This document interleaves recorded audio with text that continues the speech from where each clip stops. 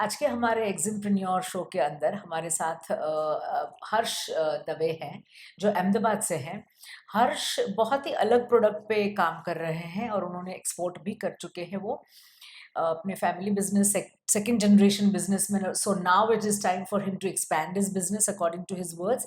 इन्होंने अभी एक्सपेंशन किया है और एक्सपेंशन के दौरान उन्होंने अपने देश की हदें मिटा के दूसरे देश में आगे लाए हैं अपनी प्रोडक्ट। और उनकी प्रोडक्ट और उनके एक्सपोर्ट कैसे किया, ये सारी बातें हम उन्हीं के मुंह से सुनेंगे। आप ध्यान से सुनिएगा क्योंकि आज की प्रोडक्ट हमारी ऑयल एंड गैस इंडस्ट्री से जुड़ी हुई है, तो ये प्रोडक्ट एक नई प्रोडक्ट है। आप ध्यान से सुनिएगा please. Harsh, please welcome to the show. Thank you, ma'am. Thanks for having me over here. या नाउ धन्यवाद। हर्ष काफ़ी टाइम से हमारे साथ जुड़े हैं, IIIM के साथ हैं वो। और जब भी वो कहीं पे अटकते हैं या कुछ खुशखबरी भी देनी है इनको, तो हमारे फैकल्टी मेंबर्स को मिलते हैं, हमारी ऑफिस में आते हैं। सो मिलजुल के हम लोग इनका प्रोग्रेस देखा है हमने, और उनके आवाज़ में सुना भी है the excitement that he had. So we will now hear straight from Harsh. So, as ma'am introduced, we are Shraddha Associates. It's a family business. Shraddha Shraddha Associates. Associates. So, yeah.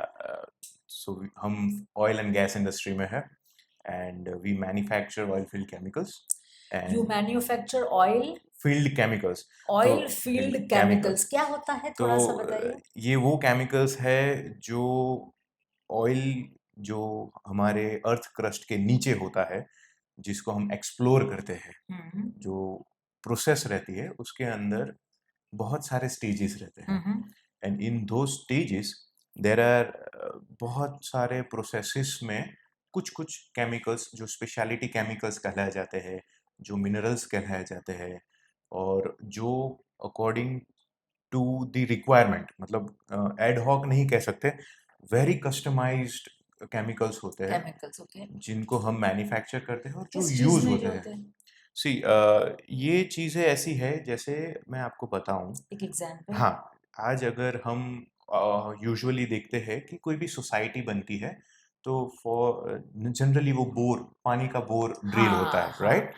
सो आज जब भी economy के अंदर crude चाहिए, हम देखते हैं newspaper के अंदर कि क्रूड ऑयल के रेट बढ़ गए, क्रूड ऑयल के रेट घट गए, सऊदी ये कर रहा है, रशिया वो कर रहा है, यूएसए में ट्रम्प साहब कुछ और कर रहे हैं।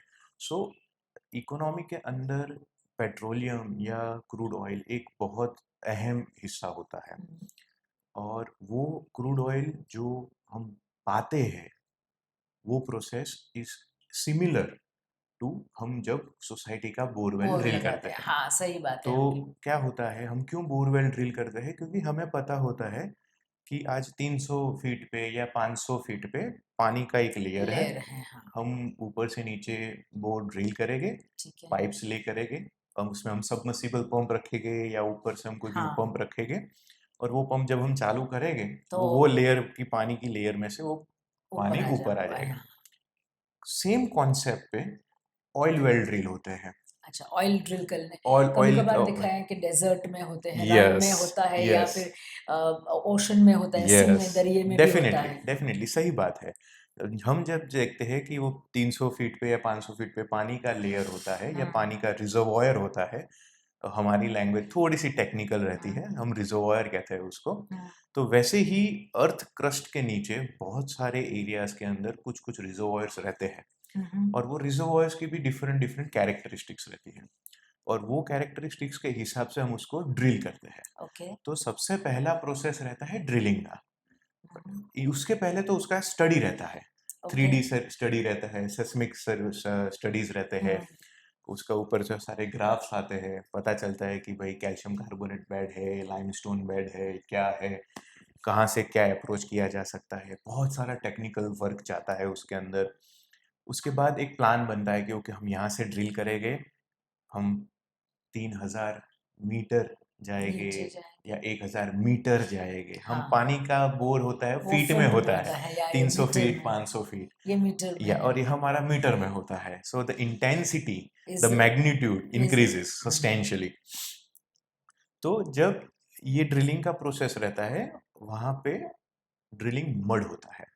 मड क्यों होता है कि आज हम जब छोटे थे, हम जब साइंस पढ़ते थे, तब हमें पता था कि अर्थ का जो क्रस्ट है उसके एकदम कोर के अंदर एक हीटिंग एलिमेंट है, जो उसका हाँ, क्रस्ट बहुत गर्म रहता है, और जैसे-जैसे हम नीचे जाते हैं, वहाँ पे प्रेशर ज़्यादा रहता है। तो जब प्रेशर और टेम्परेचर दोनों रहता है अर्थ तो क्रस्ट वो के नीचे, लिक्विड तो इन ऑर्डर टू जब ड्रिलिंग की प्रोसेस आसानी से रहे, प्रॉपर रहे, उसके लिए हम एक मड को सर्कुलेट करते हैं। ओके। जैसे हमारे बॉडी के अंदर ब्लड सर्कुलेट होता है अच्छा, वैसे कंटिन्यूअसली, मड अंदर। वैसे ही पूरी बड़े-बड़े मोटर्स रहते हैं, और वो मोटर्स की सहायता से पूरा मड का सर्कुलेशन रहता है, कि जहाँ से वो जो 2000 मीटर नीचे ऑयल का वेल ड्रिल होता है, वहाँ से उसके जो कटिंग होते हैं, वो उसको वो लेके ऊपर आए। आता है। तो ओके। हमारा ब्लड भी वही करता है, जहाँ से भी कुछ चीज़ें खराब हो चुकी होती है उसको प्योरीफाई करता है। हमारा जब फ्रैक्चर होता है तब अगेन वो ब्लड उसके अंदर मिनरल्स, विटामिन्स, व्हाट्सएवर जो भी बायोलॉजिकल काम रहता है ब्लड का, वो वो और ब्लड ये करता हाँ, है। सिमिलरली जो केमिस्ट्री का काम मड करता मड है, करता उसके है। लिए हम मड यूज़ करते हैं। सो वो रहा हमारा पहला थिंग, जिसके अंदर अगर हम हमारे व्यूअर्स के हिसाब से जो इम्पोर्टर्स है या एक्सपोर्टर्स है, प्रोस्पेक्टिव इम्पोर्टर्स और एक्सपोर्टर्स हो भी सकते हैं, उनको कहा कहने के लिए अगर मैं कुछ कुछ प्रोडक्ट्स बोलूँ, जो मिनरल्स होते हैं वो हेमेटाइट होते हैं, बेराइट होता है, बेंटोनाइट होता है, calcium bentonite, yes. Calcium carbonate होता है, वो सारी चीज़ें इसके अंदर, और हमारे कुछ स्पेशलिटी केमिकल्स होते हैं जो यूज़ होते हैं, उसका पूरा एक मड बनता है।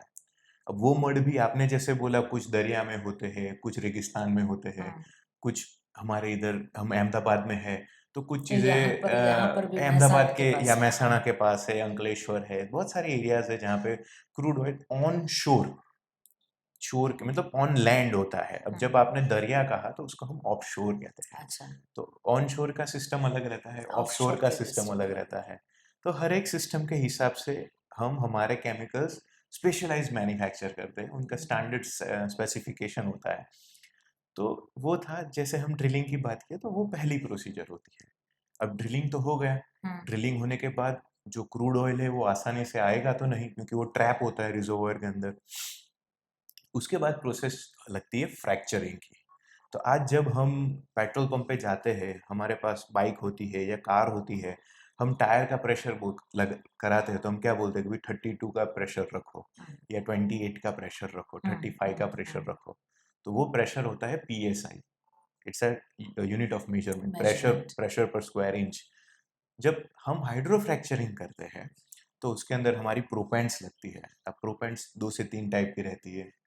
लो स्ट्रेंथ प्रोपेंट रहती है, जो नॉर्मल नेचुरल सैंड है वो, अगेन उसका एक स्पेसिफिक ग्रेड रहता है, उसकी पूरी क्वालिटी एश्योरेंस का प्रोसेस रहता है, उसके टेस्टिंग पैरामीटर्स रहते हैं। उसके ऊपर का कैटेगरी आता है इंटरमीडिएट स्ट्रेंथ प्रोपेंट, उसकी स्ट्रेंथ लो स्ट्रेंथ से कुछ ज़्यादा होती है। उसके ऊपर एक हाई स्ट्रेंथ प्रोपेंट आता है, उसकी स्ट्रेंथ उससे भी ऊपर रहती है। तो ये चीज़ मैं ज़रूर से कहना चाहूँगा कि ये जो प्रोडक्ट हमारे सामने है अभी फ़िलहाल, it's an intermediate strength proppant. This is an intermediate strength proppant जो यूज़ होता है। इसको हम जब हमने पीएसआई का बात किया, और हम जब कहते हैं कि भाई 32 पीएसआई या 25 पीएसआई, जब हम हाइड्रो फ्रैक्चरिंग करते हैं तो वो पीएसआई चला जाता है 5000 पीएसआई, 7000 पीएसआई। तो उतने प्रेशर से वो पंप होता है पूरा। ओके। तो इसको हम अगर देखने जाए तो आपको पता चलेगा कि राई के दाने और से इसके भी अंदर हाँ, कोई कोई फर्क कोई नहीं है, डिफरेंस नहीं है। देखने में कोई फर्क नहीं है। हाँ, सही पर बात है। जब हम टेस्ट करते हैं तब ये इतना सा प्रोडक्ट इसके ऊपर 5000 7000 पीएसआई का प्रेशर भी रेजिस्ट कर सकता है। अच्छा, अच्छा। दिस प्रोडक्ट, ये प्रोडक्ट के ऊपर आप 5000 पीएसआई का प्रेशर प्रेशर रखोगे डाल तो सकते हैं। इसको अभी कुछ इसका ज़्यादा नाम भी नहीं दोबारा होगा। बता दीजिए। इसको कहते हैं हम इंटरमीडिएट स्ट्रेंथ प्रोपेंट, उसको शॉर्ट फॉर्म होता है ISP, intermediate strength strength proppant. Proppant. Proppant proppant. Okay. Proppant का मतलब है प्रॉपिंग एजेंट। ओके। वो चीज़ होती है जो कुछ भी चीज़ प्रॉप करती है। तो अच्छा। तो ये जो हमने फ्रैक्चरिंग का हाँ, कहा, हाँ, हाँ। तो जब हम प्रेशर से उसको पंप करते हैं तो हाँ, अंदर ब्लास्ट होता है। ब्लास्ट होता है, हाँ। और ब्लास्ट होता है जब हमने आगे भी बोला कि अंदर तो प्रेशर होता ही है, तो ब्लास्ट होने के बाद सब बंद ना हो जाए, उसके लिए वो हम इसको पंप करते हैं। ओके। तो ये प्रोपिंग एजेंट क्या करता है, प्रोपिंग एजेंट वो फ्रैक्चर्स में जाके बैठ जाता है और उसको कोलैप्स नहीं होने देता, उसको बंद अच्छा, नहीं होने। बंद नहीं तो होने इसका देते। ये टेक्निकल यूज होता है कि हम क्यों ऑलराइट। इसको यूज़ करते हैं। तो कुछ हाइड्रोफ्रैक्चरिंग की प्रोसेस में भी बहुत सारे केमिकल्स होते हैं। ये एक बहुत इम्पोर्टेंट केमिकल है, या उसको मैं ऑलराइट। प्रोडक्ट कहूँगा, it's not a chemical, it's a product hmm, जो हुँ। यूज़ होता है। उसके साथ-साथ केमिकल्स में फॉर्मर्स होते हैं, कोरोजन इन्हिबिटर्स होते हैं, जो चैप्टर 28, 27 को बिलॉन्ग करते हैं। और उसका जो हम ड्रिलिंग के अंदर मड बनाते हैं, हुँ, हुँ। इसका हम जेल बनाते हैं। ओके। ये प्रोडक्ट के अंदर गुआर गम बहुत ज़्यादा यूज़ होता है। अच्छा, जो इस प्रोडक्ट के अंदर, ये प्रोसेस के अंदर, आई प्रोसेस एम के सॉरी, अंदर, हाँ, ये ओके। प्रोसेस के अंदर गुआर गम यूज़ होता है, गुआर गम के डेरिवेटिव्स यूज़ होते हैं। उसके ऑलराइट, ऊपर गुआर गम को कुछ ज़्यादा प्रोसेस करके उसका कोई एक नया फॉर्म जो होता है, वो यूज़ होता है। तो ऑलराइट। जब गुआर गम की बात आती है और जब हम इंडिया में बैठे हुए हैं, तो India is one of the strongest players of player of गुआर फॉर गम। गुआर। तो ये चीज़ हम हमारे लिए बहुत प्राइड की है कि आज पूरी दुनिया इंडिया को देख के कहती है कि ऑयल एंड गैस में से को कि गुआर तो हम इंडिया यहाँ से ही इंडिया से ही लेते हैं। लेने वाले हैं। अच्छा हर्ष, अभी हमें एक बात बताइए कि आपको तो ये फैमिली बिज़नेस था, हुँ, तो आपकी प्रोडक्ट तो रेडी थी। मतलब हुँ। यही प्रोडक्ट पे काम करना या है, बहुत आसान हो गई आपके लिए। Yes. Then second, your family is into manufacturing also, hmm. So supplier भी आप ही बने। नहीं, अच्छा, सप्लायर मैं नहीं था। ओके, तो कौन था तो सप्लायर? ये जो चीज़ है, तो इसमें मैं ऐसा कहना चाहूँगा हुँ, कि मेरा फैमिली बिज़नेस था, एक सेटअप रेडी था, पर मैं रेडी नहीं था। उसके पीछे का रीज़न ये है हाँ, कि I am a commerce graduate. मैंने मेरा ऑलराइट, बीबीए, एमबीए और एंटरप्रेन्योरशिप में मैंने मेरा मास्टर्स किया हुआ है। ऑलराइट। ये सारी चीज़ें फ़ॉर्च्यूनेटली, अनफ़ॉर्च्यूनेटली सारी टेक्निकल है। तो पहले तो मुझे टाइम लगा कि मैं खुद ये प्रोडक्ट को पहचानूँ, हाँ, जानूँ। समझे, जैसे आपने इस हमें समझाया हाँ, अभी। तो इसको स्टडी करने के लिए प्लस इसका यूज़ कहाँ होता है, कैसे होता है। हुँ, तो हुँ, ये हुँ। जो भी मैंने आगे का आपको डिस्क्रिप्शन दिया, वो मैं खुद पढ़ा पहले। ओके, फिर कैसे जाके रिसर्च किया आपने ये प्रोडक्ट के बारे में? गूगल तो है ही, पॉइंट हाँ, नंबर 1 गूगल है। और जब हम गूगल करते हैं, तो बहुत सारे रिसर्च इंस्टीट्यूट्स होते हैं, बहुत सारे यूट्यूब के चैनल्स रहते हैं, हुँ, बहुत सारे सोसाइटीज़ रहती है जो इसके ऊपर उनके फ्री पब्लिशिंग्स होते हैं। हुँ, तो अब जैसे हम यहाँ पे इंटरव्यू कर रहे हैं, मैंने थोड़ा ऑयल एंड गैस का ज्ञान शेयर किया, वैसे बहुत सारी वीडियोस अवेलेबल है ही ऑनलाइन जो लोग देख सकते हैं, उनसे उनको बेसिक नॉलेज आ सकता आ है। सकता है। बेसिक नॉलेज आता है, फिर वो बंदे की गट्स के ऊपर डिपेंड करता है, उसकी रिस्क टेकिंग एबिलिटी पे डिपेंड करता है। ओके, और ये टाइम पे मेरा मास्टर्स भी मुझे काम में आया, और इसके साथ-साथ it was a cherry on the cake, मतलब सोने पे सुहागा हुआ ट्रिपल आईईएम का कोचिंग। ओके। एंटरप्रेन्योरशिप का तो मेरा था ही तो वो, पोस्ट ग्रेजुएशन हाँ, था, सो वो जो कैसे करना है, क्या करना ही है, करना ही है, वो तो चीज़ बाय डिफ़ॉल्ट मास्टर्स में ही आ गई आ थी। गई थी।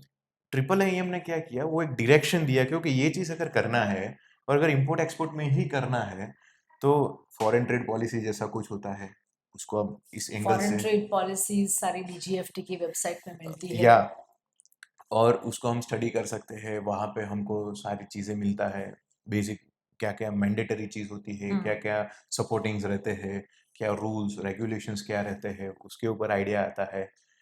तो वो triple IM was a blessing for me, जब मेरे ऑलराइट, मास्टर्स के बाद की बात करूँ थैंक यू तो सो है। मच।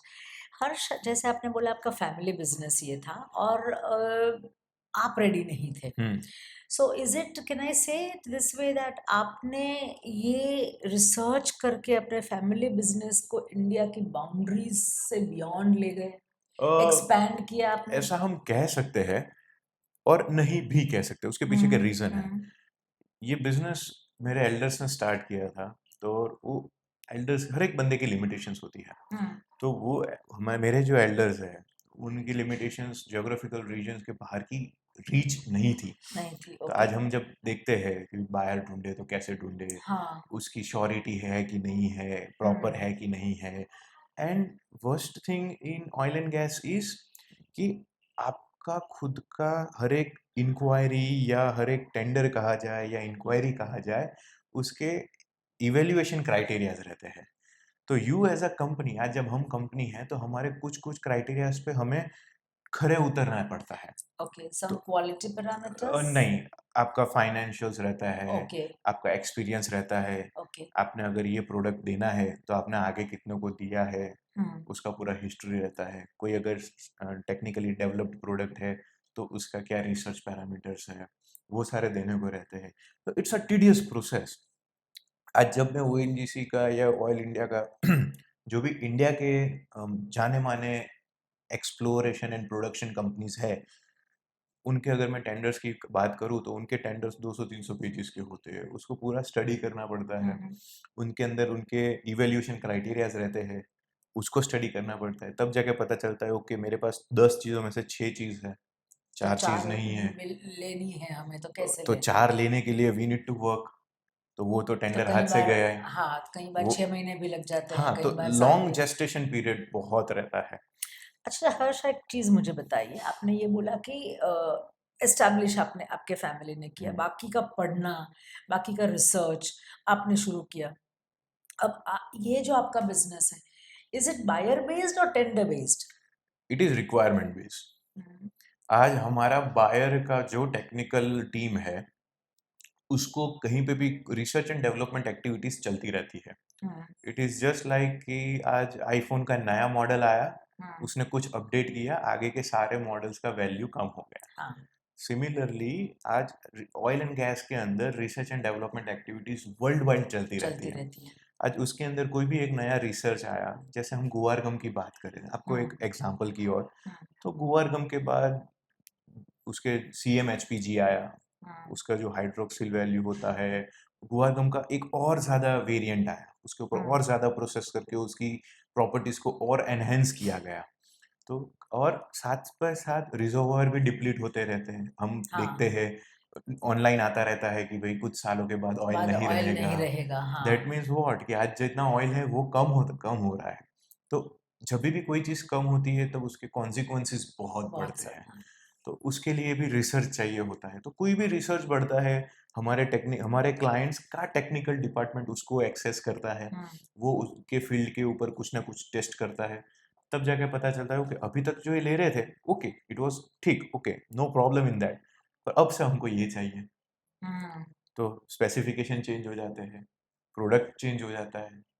सॉलिड प्रोडक्ट लेते थे तो लिक्विड पे चले जाते हैं, लिक्विड प्रोडक्ट लेते हैं तो सॉलिड पे चले जेल जाते पे हैं। चले जाते हैं। या सो कुछ ना कुछ सो एडवांसमेंट होता रहता है। रिक्वायरमेंट तो सही है, आपने जैसे बोला कि रिसर्च के हिसाब से the form changes, may be the chemical composition changes, chemical का ये कॉम्पोजिशन ये ना रहा, दूसरा हो गया, या फिर form that is the liquid state और जेल स्टेट, व्हाटएवर। ये सही बात है, पर ये बताता कौन है? ये ऑयल एंड गैस ऑर्गेनाइजेशंस बताते हैं आपको? मतलब आपको टेंडर लेके करना है कि कोई एक पर्टिकुलर बायर, जैसे रिलायंस, तो आपको बायर मिल जाता है कि आपको टेंडर से ही काम करना होता ऑयल है? एंड गैस इंडस्ट्री के अंदर बहुत लिमिटेड एंड यूजर्स है। हाँ, तो हाँ। जब हम एंड यूजर की बात करते हैं तो बहुत लिमिटेड है। मैं गिनने चालू करूंगा तो पूरा दुनिया को ऐड करूंगा तो 100 150 150 मैक्सिमम मिलेंगे, 200। हाँ। अब उसके अंदर भी मैं कुछ ही बंदों को रीच कर पाऊंगा, या क्योंकि ट्रू। लैंग्वेज बैरियर रहेगा। आज मैं अर्जेंटीना नहीं जा सकता हूँ क्योंकि वहाँ का लैंग्वेज अलग है। मैं फ्रेंच डोमिनेंट कंट्रीज में नहीं जाता हूँ क्योंकि मेरा लैंग्वेज कम्युनिकेशन, उनका लैंग्वेज ऑफ कम्युनिकेशन अलग है। तो इंग्लिश लैंग्वेज कम्युनिकेशन की मैं कंपनीज को टारगेट करूँ तो बहुत लिमिटेड कंपनीज रहती है इंडिया के अंदर। Very limited, even very limited. और मेरे फैमिली बिजनेस ने फ्रॉम 30-35 ईयर्स उतना कवर इंडिया को तो पूरा कर ही लिया है। अच्छा, वेरी गुड। तो जो मेरा टास्क था वो अब इनसे आगे क्या। आगे क्या? इनसे आगे फिर हमने एमएनसीज को टारगेट किया, एमएनसीज को हम रीच किए। उनके साथ जो हम पहले एक प्रोडक्ट पे काम कर रहे थे उनके पास, फिर हमने पूरा उनके साथ प्रोजेक्ट पे काम करना चालू किया। तब पता चला कि भाई इकोनॉमीज ऑफ स्केल और स्कोप क्या रहता है। आज कोई एक प्रोडक्ट दो और उसके साथ पूरा प्रोजेक्ट बेस बैठते हैं तब उनका भी वैल्यू हमारे लिए बढ़ता है, हमारा वैल्यू उनके सामने उनके साथ बढ़ता है। करता है। और वो एक्सपीरियंस को हम ग्लोबल लेवल पे जब शोकेस करते हैं, तब जो मैंने आपको बात को बताया था कि जो इवैल्यूएशन क्राइटेरिया रहते हैं उसमें बहुत सारे स्ट्रेंथ आ जाते हैं। आज अगर मैं यही प्रोडक्ट की बात करूं जो हमारे सामने है, उसको बिड करके उसको पाने में मुझे 4 साल लगे। वाओ! और हम लोग कभी सोचते हैं कि हम कब एक्सपोर्टर बनेंगे, मुझे प्रोडक्ट नहीं मिल रही है, मुझे बायर नहीं मिल रहा है, 6 महीने हो गए, 4 महीने हो गए, 10 महीने हो गए, and we become impatient. Yes. So this impatience, ये जो हमारे में होनी चाहिए, वो एक्सपोर्ट इम्पोर्ट की इंडस्ट्री में बहुत ही आपको धीरज रखनी है। या जैसे दीपक सर हर हमेश कहते हैं कि एक धीरज और सबूरी आप बनाए रखें, श्रद्धा रखिए, श्रद्धा में बहुत स्ट्रेंथ होती है। इनका 4 साल के बाद हो गया तो मेरा भी 4 महीने के बाद होना है, 5 महीने के बाद होना है, कभी साल के बाद होना है, पर होना ज़रूर है। तो ये श्रद्धा और सबूरी के साथ हमें एक्सपोर्ट इंडस्ट्री में रहना है, हमें जम के रहना है। डिसहार्टन नहीं होना है, क्योंकि हाँ। मेरे सिनेरियो में तो क्या था, मुझे प्रोडक्ट भी पता थी, हम्म। मुझे बायर भी पता था, हम्म।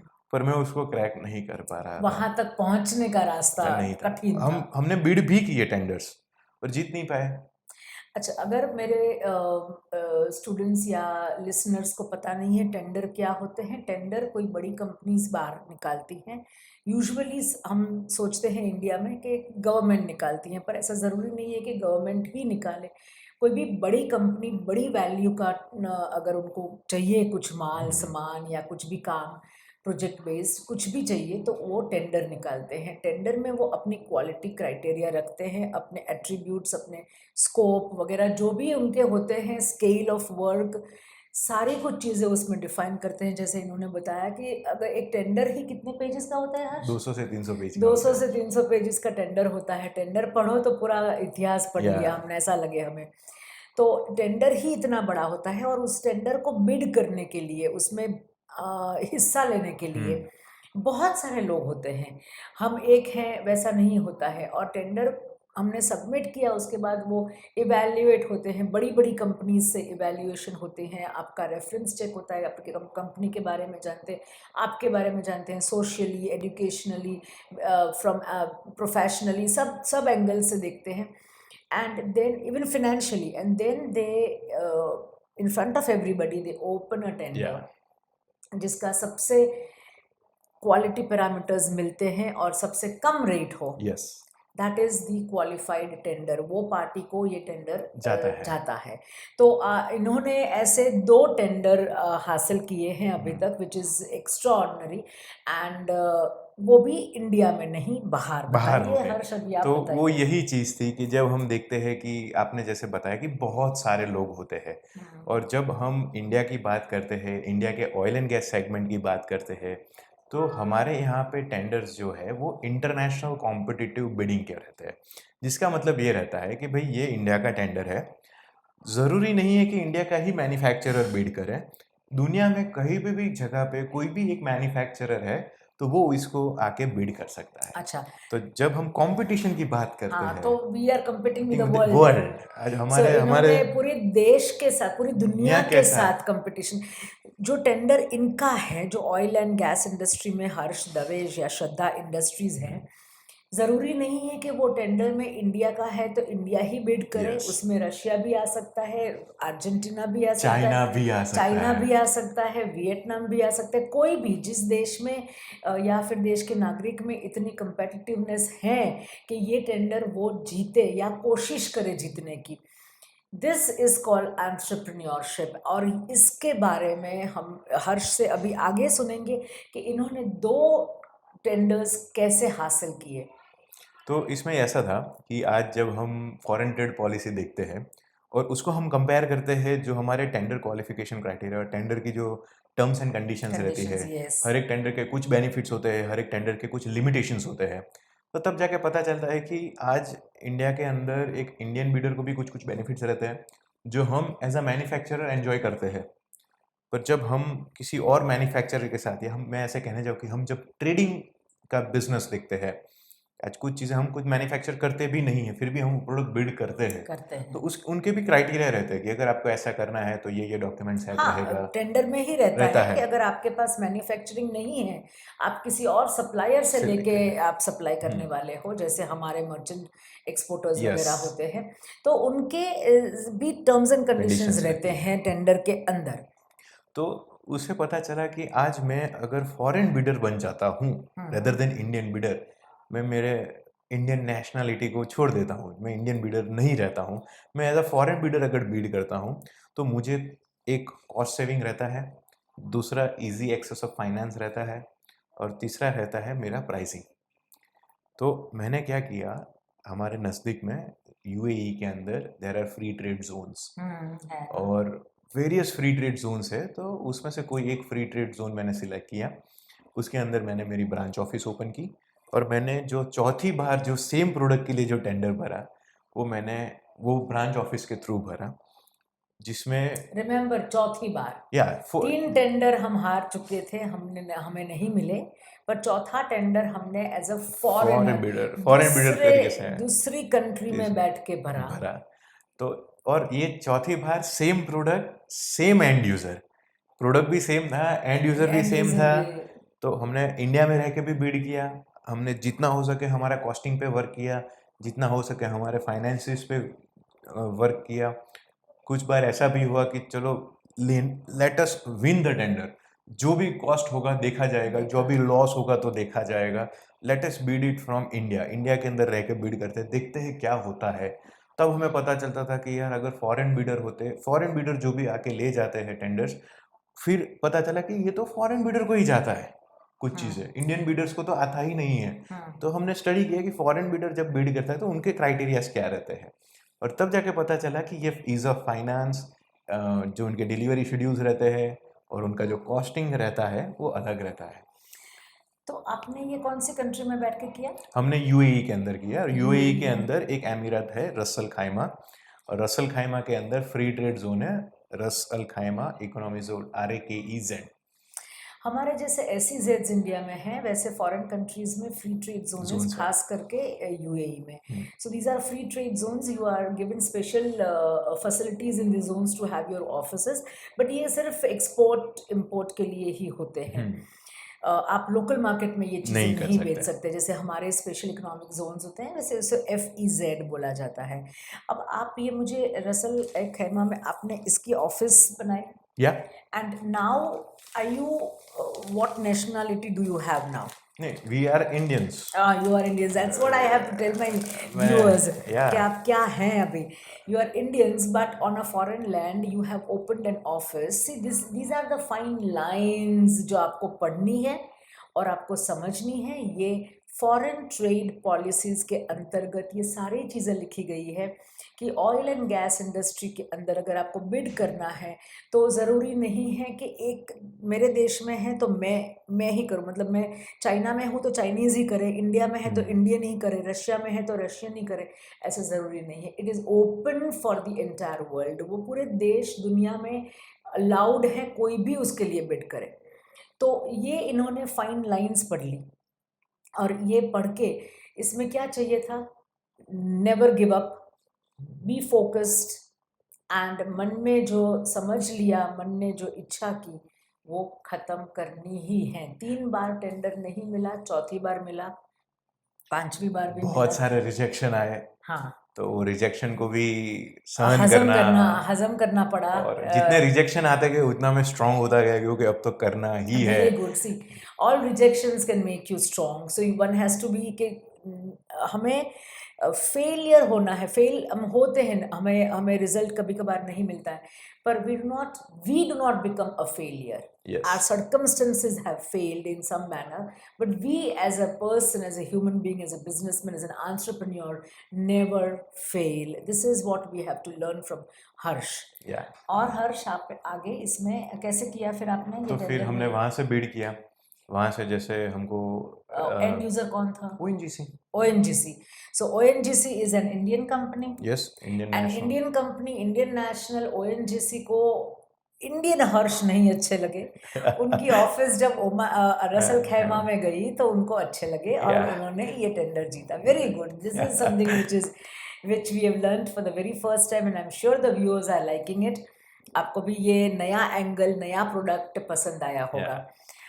उसके बाद हर्ष ये एग्जीक्यूट करने का टाइम क्या होता है? वो टेंडर के अंदर ही रहता है। जब हम टेंडर बिड करते हैं तब उसके पहले ही हमको पता होता है कि जब ऑर्डर प्लेस होगा उसके 60 डेज के अंदर डिस्पैच होगा, कितने लॉट हो गए।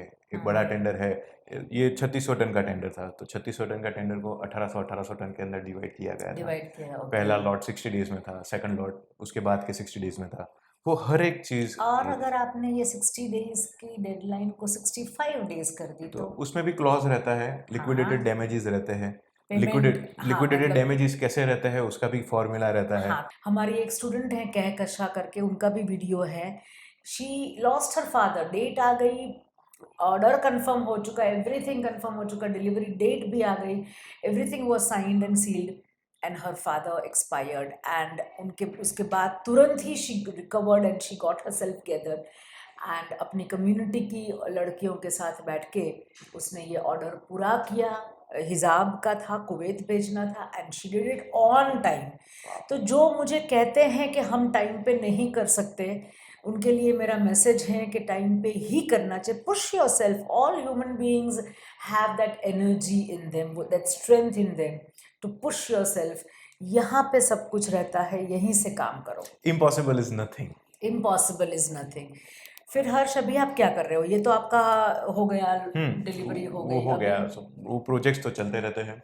सिमिलरली जब उसके साथ और कॉन्फिडेंस बढ़ा कि ओके, जब हम फॉरेन बिडर होके इंडिया के अंदर हम बिड कर सकते हैं, तो हम जो इंडिया के अंदर चीज़ें मैन्युफैक्चर करते हैं उसका क्या। वेरी तो गुड। उसके लिए हमने इंडिया में बैठे बैठे फॉरेन कंट्रीज को टारगेट किया। तो सबसे नज़दीक आता है यूएई। यूएई में मैंने देखा तो कुछ चीज़ों से मैं पीछे हट रहा था, कुछ चीज़ें मेरे पास नहीं थी, तो मैंने यूएई का मार्केट छोड़ दिया। फिर फॉर सर्टन टाइम हमने इजी एक्सेस मुझे मिल रहा था ओमान में, तो हमने ओमान में गया। मैंने पहले भी कहा कि हमारी इंडस्ट्री में जेस्टेशन टाइम बहुत बहुत लंबा लंबा होता है। है।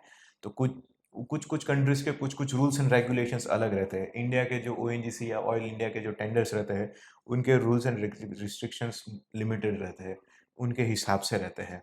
कुछ कुछ कंट्रीज के रूल्स एंड रेगुलेशंस ऐसा कहते हैं कि पहले आप प्रोडक्ट अप्रूव कराइए, हाँ, और अगर आप ये अगर 2019 का कोई एक टेंडर है, उसके अंदर आप प्रोडक्ट अप्रूव कराइए, तो 2020 या 2021 में जब सेम आप प्रोडक्ट का टेंडर आएगा, तो तब हम आपको इनवाइट इनवाइट करेंगे, करेंगे। हाँ। तो वो जेस्टेशन टाइम बहुत बहुत लंबा, लंबा एंड रहता तब है। तक तो वो प्रोडक्ट भी शायद चेंज भी हो गई हो, चेंज क्या हो पता, सकती है, रिसर्च भी आ गई यस। हो। और हमने जो प्रोडक्ट अप्रूव करवाने की जो प्रोसीजर रहती है, सैंपल्स भेजो, सैंपल वो उनकी लैब में टेस्ट होता है, उसके बाद वो उनको फील्ड ट्रायल के लिए कुछ चीज़ें मंगवाते हैं, which is free of cost. उसका कॉस्ट हमें बेयर करना पड़ता है, not only the cost of product, उसका पैकेजिंग का, उसका फ्रेट का, वहाँ पे कस्टम क्लियरेंस का, वहाँ पे डिलीवरीज का सारा कॉस्टिंग हमें बेयर करना रहता है। और वो प्रोडक्ट देने के बाद जब अप्रूव होता है, तो उसके बाद हमें हाथ पे हाथ धरे बैठे रहना पड़ता है कि कि हमारा कब टेंडर नेक्स्ट टेंडर आए और हम बिड या करें ट्रू, उसको। Very exciting. One more thing मैं आपको बताना चाहूँगी कि हम जैसे रोज़मर्रा की ज़िंदगी में एक्सपोर्ट इंपोर्ट की दुनिया में बात करते रहते हैं कि हमने एलसी खोली, हमने बायर वेरिफिकेशन किया, हमने सप्लायर का वेरिफिकेशन किया, अगर इंपोर्ट का केस है तो हमने ईसीजीसी का कवर लिया। ये हर्ष दवे, श्रद्धा इंडस्ट्रीज जो काम कर रही है, वो बहुत ही अलग है ये सारी चीज़ों से, क्योंकि ये टेंडर बेस्ड है। टेंडर में आपकी कंपनी का ऑटोमेटिकली वेरिफिकेशन हो जाता है, आपकी फाइनेंशियल स्टेट का हो जाता है, और सामने वाली कंपनी जो है, जो आपसे खरीदना चाहती है, जैसे ओएनजीसी, तो वो ओएनजीसी के पास इतने पैसे हैं कि आपको ये इतना बड़ा कॉन्ट्रैक्ट दे पाए। So here there is nothing like payment terms and इनको टर्म्स। हाँ, इनको टर्म्स रहती है कि आप कैसे माल भेजोगे, पर सिर्फ वही है, पेमेंट टर्म्स टेंडर के अंदर लिखी हुई होती है, और वही टर्म्स के हिसाब से आपको सप्लाई करना है माल, और उसी हिसाब से आपको पेमेंट मिलना है। वो शेड्यूल में ऊपर नीचे कुछ भी हुआ तो आपको पर भी पेनल्टी लग सकती है, और पेरेंट कंपनी जिसने टेंडर खोला है, ओएनजीसी हमारे यहाँ एग्जाम्पल है, उसको भी इंटरेस्ट के साथ पैसे देने पड़ते हैं। So these are all very different. पर हमें एक चीज़ समझ लेनी चाहिए यहाँ पे कि हर्ष को फैमिली बैकग्राउंड थी, Harsh had the financial availability, ease of finance मैं बोल सकती हूँ दूसरी कंट्रीज में जाके, पर इनके पास वैसे भी ईज ऑफ फिनेंस था, उन्होंने ये प्रोडक्ट चूज़ की। हर कोई के साथ ये प्रोडक्ट हो और हर कोई इस प्रोडक्ट में सक्सेसफुल हो ज़रूरी नहीं है, एंड हर कोई ये प्रोडक्ट पे काम नहीं कर सकता। You need to have a backing, you need to understand oil and gas industry before you enter into this, for any product, any chemical or any machinery part. So this is a difference between हम जब onion का export करते हैं, या फिर हम जब plastic का एक्सपोर्ट करते हैं, हम हैंडीक्राफ्ट्स का एक्सपोर्ट करते हैं, या फिर हम फार्मास्यूटिकल आइटम्स का एक्सपोर्ट करते हैं, और ऑयल एंड गैस की इंडस्ट्री, ये these are different situations. And export import is one industry which will always keep you on toes. आपको यस सीखते रहना है ये चीज को. सो आप FTP मतलब फॉरेन ट्रेड पॉलिसी, ये सारी चीजें आप DGFT की साइट पे, commerce.gov.in, Indian trade portal, trademap.org, जी ये सारी साइट्स पे आप न्यूज़लेटर सब्सक्राइब कर सकते हैं. You can keep getting the updates, और ये अपडेट्स आपको आगे राह दिखा सकता है.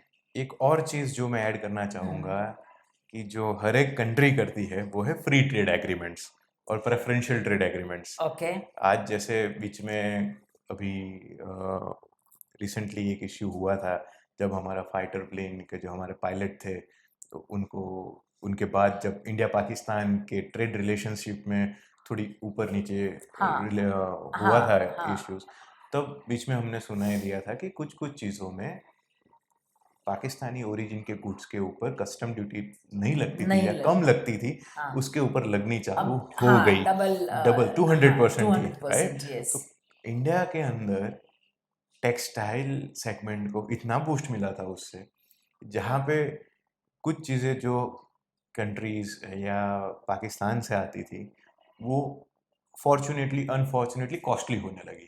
तो जो इंडिया का मार्केट था वो उसमें बेनिफिट हो गया. तो आज जब मैं एक एक्सपोर्टर के नज़रिए से मेरे बिजनेस को देखता हूँ, तो मुझे भी देखना पड़ता है कि आज ग्लोबली जितनी भी कंट्रीज है उसके अंदर कब कौन से टाइम पे क्या स्टेटस आता है, क्या क्या स्टेटस स्टेटस है. जाता है. जैसे कि एक एग्जांपल, अभी very recently America has withdrawn the GSP hmm. For India. So India is no longer a preferred country, yes. और यहाँ पे इंडियन माल जो जाएगा USA में उसके ऊपर इम्पोर्ट ड्यूटी लगाएंगे अमेरिकन कंट्री. सो ये चीज़ जो है उससे फ़ायदे भी है, नुकसान भी है. Yes. So you have to study, you have to understand the political situation. ये डोमेस्टिक बिजनेस से बहुत ही डिफरेंट है. एंड ये सारी चीज़ें एक्सपोर्ट इंपोर्ट, हम जो दुकान खोल के बेचते हैं या E-कॉमर्स जो हम वेबसाइट खोल के बैठते हैं, इससे एक्सपोर्ट इंपोर्ट बहुत ही डिफरेंट है. You have to continuously keep studying. हाँ, एक चीज़ ज़रूर कहूँगी, एक बार आप अपने आप एक्सपोर्ट कर लीजिए, चाहे यस. किसी की भी मदद लीजिए, पर एक बार आपने अगर एक्सपोर्ट कर लिया तो दूसरी कोई भी प्रोडक्ट आप आसानी से एक्सपोर्ट कर पाएंगे. और IIM तो रहता ही है. अगर 12 मैं पेन. खुद भी आता था कि मुझे अगर आपने जैसे बोला कि ONGC है तो पेमेंट का सिक्योरिटी है ही, कभी फिर भी ONGC LC ओपन करता है, हाँ. फिर भी उनके पेमेंट श्योरिटी रहता है. तो ONGC कहता है कि okay we are cash rich company, हमारे पास पैसा है, पर उसका ये मतलब नहीं है कि हम LC में नहीं करेंगे, हम LC में भी कर सकते हैं. तो वो लोग LC में भी टेंडर एग्जीक्यूट करते हैं. तो कभी कभार कुछ चीज़ें ऐसी होती थी कि जो मुझे नहीं समझ में आती थी या मुझे डिफरेंस ऑफ ओपिनियन रहता था मेरी अंडरस्टैंडिंग में, तो मैं यहाँ पे आ जाता था, दीपक सर से बात करता था, भाटिया सर से बात करता था, आरिफ सर से बात करता था. And all of them are veterans in export yes import. वो यस. लोग आज सब माहिर हैं ये माहिर फील्ड हैं. में. तो हर्ष, आप क्या बोलना चाहोगे हमारे ये यूथ को, ये जनरेशन को? आप तो 3-4 साल पहले पढ़ चुके, अभी भी स्टूडेंट्स पढ़ रहे हैं, यस. और there is a lot of fear of loss. Export कैसे करूँ, कैसे करूँ, करना है. तो आप क्या बताना चाहोगे ऐसे बच्चों को, या ऐसे स्टूडेंट्स को, या ऐसे कोलीग्स को? बहुत सिंपल चीज़ है मैम. जब हम छोटे थे तब हमें साइकिल अच्छी लगती थी, हमें साइकिल चलानी थी. हम साइकिल जब चलाते थे तब हम देखते थे कि हमारे से बड़े लोग जो है वो असिस्टेंट्स जो 4 पहिए वाली साइकिल रहती थी, जो लास्ट पहिए में 2 एडिशनल पहिए रहते थे, उनके बगैर चलाते थे फिर. और हमारे पेरेंट्स ने सेफ्टी के लिए हमें दो वो और 2 पहिए और दिए. पहिए लगा के दिए थे. पर हमारा डायरेक्शन, हमारे जो सोच, हमारा जो नज़रिया रहता था वो 2 पहिए वाली साइकिल ही चलाने का रहता था. तो हमें वो रिस्क लेना पड़ा था. हमें कभी कभार वो पहिए निकाल के भी चलाना पड़ता था, कभी हम गिरे भी है, लगी भी है, डॉक्टर के पास गए भी है, इंजेक्शन भी लिया लिए है. है. पर अल्टीमेटली हर एक बंदे ने वो 2 पहिए पे साइकिल चलाई है. और 2 पहिए पहिए से से लेके लेके स्कूटर पर गए, गए, स्कूटर से लेके कार कार तक तक गए. गए. एस्पिरेशंस होते हैं, हमें पता है कि मुझे ये करना है, पर हमें पता है कि ये करने के लिए मैं गिरूंगा, मुझे चोट लगेगी, पर फिर भी हम करते हैं. क्यों? क्योंकि हमारा टारगेट रहता है. सिमिलरली आज जो भी स्टूडेंट्स है जो IIIM में पढ़ रहे हैं या एस्पिरेंट्स है जो आना चाहते हैं या इंपोर्ट एक्सपोर्ट करना चाहते हैं, एक चीज श्योर शॉट है, डर लेके बैठोगे तो कुछ नहीं होगा। कैलकुलेटेड रिस्क लेना पड़ता है, रिस्क लोगे तो रिटर्न आएंगे। सामने से कोई आके ऐसा नहीं कहेगा कि ये लीजिए ऑर्डर, ये लीजिए सप्लायर, आप वहां से ले लीजिए, हमें ये दे दीजिए। ऐसा कभी नहीं होने कभी वाला है। नहीं होता है। तो हमें मेहनत करनी पड़ती है। मैंने खुद ने 12-12, 16-16 घंटे स्टडी किया है, बायर के साथ नेगोशिएट किया है। टाइम डिफरेंस रहता है, तो टाइम डिफरेंस में भी इंडिया में रात होती है, तो मैं जाग के उनके साथ कोऑर्डिनेट करता हूँ। सुबह को 4 बजे सोता हूँ, अगेन दूसरे दिन ऑफिस रहता है। तो वो करना पड़ता है, क्योंकि मुझे पता है कि अगर ये मैं चीज़ करूँगा तो आगे का पिक्चर क्या होने वाला है। मैंने अभी कुछ दिनों पहले किसी एक मोटिवेटर हैं जो उनका, sorry I am really sorry, मैं नाम भूल चुकी हूँ, पर मैंने उनकी वीडियो देखी और उन्होंने ये बोला है कि हर एक इंसान ने, चाहे फिर वो अंबानी हो, बिल गेट्स हो, कोई भी इंसान हो, सबने नाराज़गी थोड़ी सी अपने बिजनेस में फेलियर्स देखे ही ये देखे देखे है। हैं और उसी सीढ़ी से वो ऊपर चढ़े हैं। हौसला बनाए रखें, फिर आगे बढ़े हैं। सिर्फ एक ही ऐसा इंसान, we can not call him human being, we must call him a god, है जिन्होंने कभी असफलता का सामना नहीं किया है, वो है हनुमान जी। अभी कई लोग हनुमान जी में माने या ना माने, मैं कोई रिलीजियस बात यहाँ नहीं करने आई हूँ, पर एक ही चीज़ हनुमान जी की उन्होंने बताई, जैसे कि वो हर हमेश खुश रहे और सल्यूशन के बारे में सोचते रहे। पूरी रामायण की बात उन्होंने बताई, पर मैं उतने में नहीं जाऊँगी। खुश रहो और जो भी आपके हालात हैं एक्सेप्ट करो और सल्यूशन ढूंढो। When you do business with your head, you always win. निराशा को भी आप आशा में बदल सकते हो अगर आपने दिल का इस्तेमाल नहीं किया। Do not listen to your heart. Heart loss के बारे में सोचेगा, दिल है वो सॉफ्ट है, और दिमाग जो है वो एंटरप्रेन्योरशिप, रिस्क को कैसे ओवरकम करने के सॉल्यूशंस ढूंढता रहेगा। Please be focused, please have a stronger heart and a sharp mind. ये चीज़ हम हर्ष से सीखे हैं आज। नामुमकिन कुछ भी नहीं है, टाइम लगता है पर हो जाता है। Very good, thank you so much Harsh. Thanks ma'am. A different product and a different person. Very good, very good. It was really Sure. amazing talking with you today. Sure. Thanks, ma'am. Thank you all. Thank you. Thanks a lot.